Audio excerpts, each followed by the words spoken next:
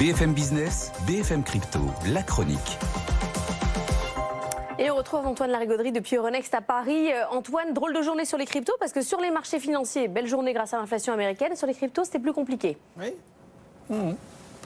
Mais oui, grosse redescente du Bitcoin qui retombe à 35 000 $. On a perdu 2 000 $ en une journée. L'Ether trébuche et repasse sous les 2 000 assez largement. Puis l'XRP, qui a été la crypto la plus travaillée ces derniers jours avec des rumeurs démenties autour d'un éventuel ETF de chez BlackRock, l'XRP repart direct du côté des 62 cents. On chiffre la chute de valorisation totale sur l'ensemble des plateformes de trading à 200 ou 300 millions de $ sur les dernières heures.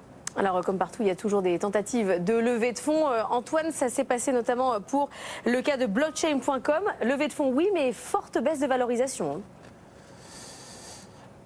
Oui, même quand on est à la fois une plateforme réputée et un développeur de technologie, ça peut ne pas suffire. Blockchain.com garde la confiance des investisseurs, vient même de boucler un joli tour de table, sérieux, 110 millions de $ auprès de grands investisseurs réputés en plus, dans un environnement en amélioration, il faut dire, depuis plusieurs mois. Mais alors les multiples de valorisation ont baissé de manière spectaculaire. En un an et demi, on passe d'un peu plus de 14 milliards de $ à un peu moins de 7.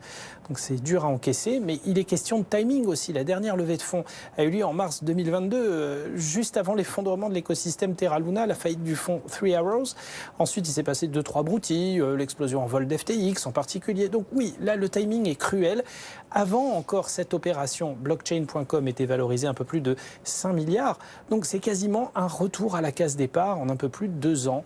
C'est aussi le problème de ces levées de fonds privés. Autant la bourse vous donne un prix et une valorisation en temps réel, en quantifiant la valeur et les risques, autant les tours de table, souvent très éloignés les uns des autres, vous exposent à des changements d'environnement extrêmement brutaux.